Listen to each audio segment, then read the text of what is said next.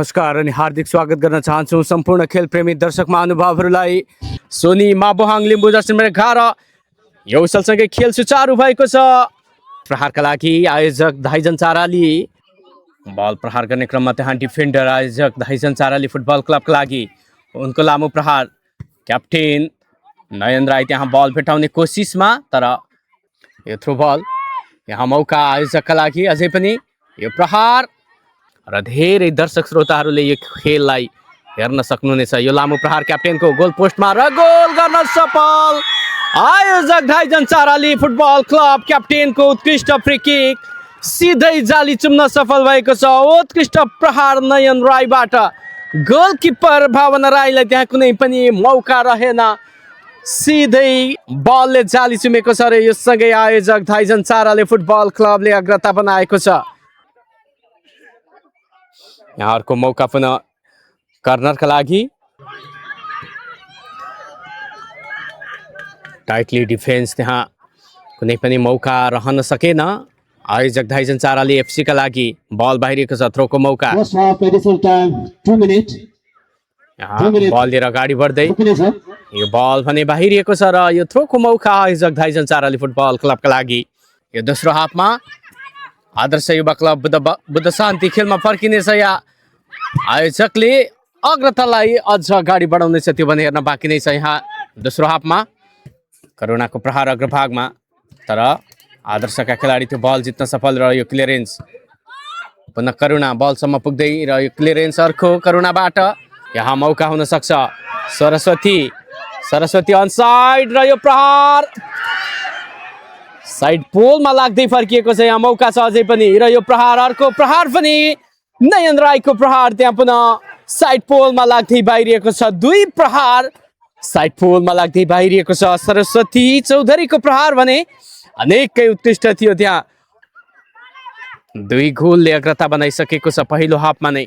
दोस्रो हाफमा आदर्श युवा क्लब केही सुधारिएको प्रदर्शन गर्दै आयोजकलाई दबावमा राख्न चाहन्छ। यहाँ राम्रो बल लिएर अगाडि बढेकी छन् यहाँ मनिता, अझै पनि मनिता तामाङ उत्कृष्ट खेल प्रदर्शन। ब्याकपास सरस्वतीको क्लियरेन्स, तर पुनः बल आदर्शका खेलाडीले कन्ट्रोलमा राख्दै राइट विङ्सबाट बल अगाडि बढाउँदै यहाँ जर्सी नम्बर 10 मनिका घले यो क्रस उत्कृष्ट छ। यहाँ मौका हुन सक्छ। यो कम्बिनेसन इलोसन्ता लिम्बू र प्रहार भने गोलकिपरको हातमा पुगेको छ। यहाँ केही समस्यामा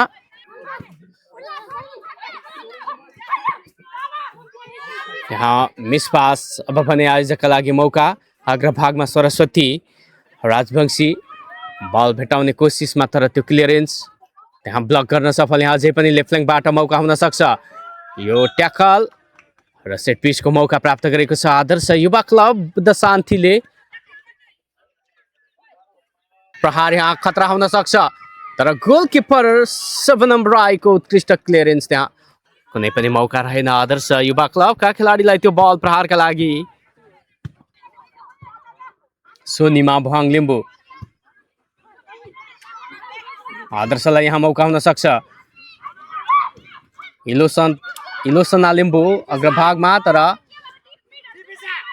अग्रभागका खेलाडीहरू केही ढिला रहन पुगेर यो बल सिधै गोलकिपर शबनम राईको हातमा पुगेको छ। शबनम राई क्याप्टेन त्यो बललाई कन्ट्रोलमा राख्न असफल र यो थ्रोको मौका पुनः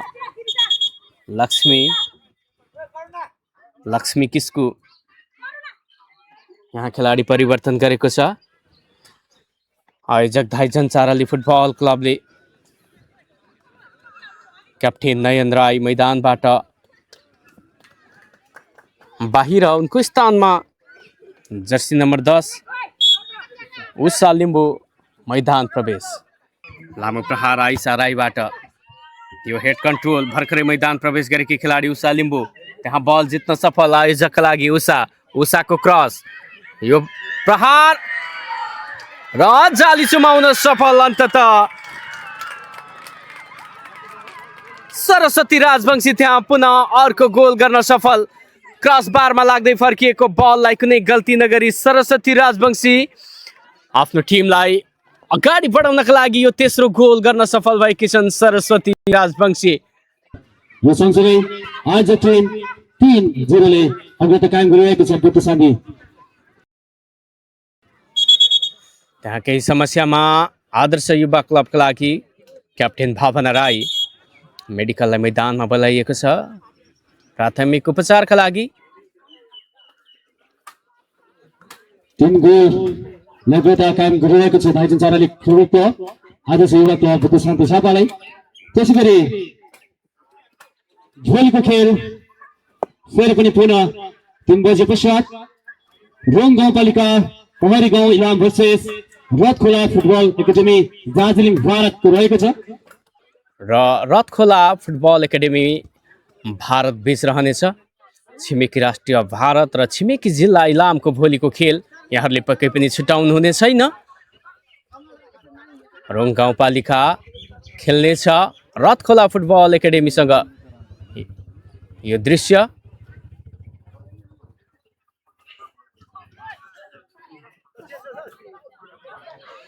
केही असहज रूपमा मैदानबाट बाहिरिएका छन् भावना राईको स्थानमा जर्सी नम्बर 5 जुनु लिम्बू मैदान प्रवेश गर्दै। सरस्वतीका लागि यहाँ सरस्वती बल लिएर अगाडि बढ्दै सरस्वती राजवंशी। यो अर्को मौका तर चुक्न पुगेकी छन् त्यहाँ सरस्वती राजवंशी। उत्कृष्ट प्रहार थियो फार पोस्टमा तर टार्गेटमा भने रहन सकेन उनको त्यो प्रहार। भैरेसँगै यहाँ अर्को गोल गर्ने मौकाबाट चुकेकी छन् त्यहाँ सरस्वती राजवंशी। राइट लेफ्ट विङ्सबाट बल लिएर अगाडि बढ्दै मनिता तामाङ। यहाँ मौका हुन सक्छ। यो क्रस लभली क्रस डिबक्समा यहाँ मौका खोज्दै टर्न हुँदै तर त्यो बललाई पनि क्लियर गर्न सफल भएको छ आयोजक धाइजन चाराली फुटबल क्लब। अग्रभागमा यहाँ अनसाइड तर फ्ल्याग रेज भइसकेको छ। त्यहाँ केही सेकेन्ड्स फास्ट रहन पुगिन् सरस्वती। यहाँ अफसाइड प्रहार गर्नेछ आदर्श युवा क्लबले। अग्रभागमा यो बल करुणा र गोलकिपरले यो बललाई नियन्त्रणमा लिँदै त्यहाँ आयोजकका 2 खेलाडी केही समस्यामा देखिएका छन् क्याप्टेन करुणा राई र अर्को खेलाडी प्राथमिक उपचारका लागि मेडिकललाई बोलाइएको छ मैदानमा। यहाँ पुनः मौका बनाउन चाहन्छ आयोजक उषा लिम्बूको प्रहार। त्यहाँ अझै पनि मौका। यो क्लियरेन्स आइसा राई बल जित्दै अग्रभागमा खेलिदिएकी छन्। यहाँ लक्ष्मी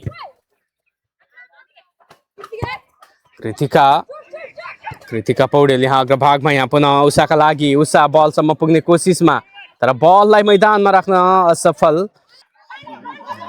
यहाँ बल लिएर अगाडि बढ्दै पुनः यो खतराको लागि उषा लिम्बू। उषा त्यो क्रस जर्सी नम्बर 19 भर्खरै मैदान प्रवेश गरेकी खेलाडी सुहानी। सरस्वती अफसाइड रहन पुगिन् त्यहाँ सरस्वती। यो प्रहार र गोल गर्न सफल सरस्वती राजवंशी। आफ्नो टिमका लागि चौथो तथा व्यक्तिगत दोस्रो गोल गर्न सफल। उत्कृष्ट प्रहार त्यहाँ गोलकिपर भावना राईलाई कुनै पनि मौका रहेन। आदर्श युवा क्लब बुधबारे माथि एकतर्फी खेल प्रस्तुत गर्दै आयोजक धाइजन चाराली फुटबल क्लबले यहाँ 4-0 को लिड लिएको छ। पहिलो गोल नयन राईले गरेकी हुन् भने दोस्रो गोल करुणा राईले र तेस्रो र चौथो गोल गर्दै सरस्वती राजवंशी आफ्ना टिमका लागि। यहाँ पुनः राइट फ्ल्याङ्कबाट मौका उषा लिम्बू तर यो बल क्लियर गर्न सफल भएको छ आदर्श युवा क्लबले। त्यति धेरै समय छैन, अन्तिम क्षणमा छौँ हामी र यो विसलसँगै खेल सकिएको छ।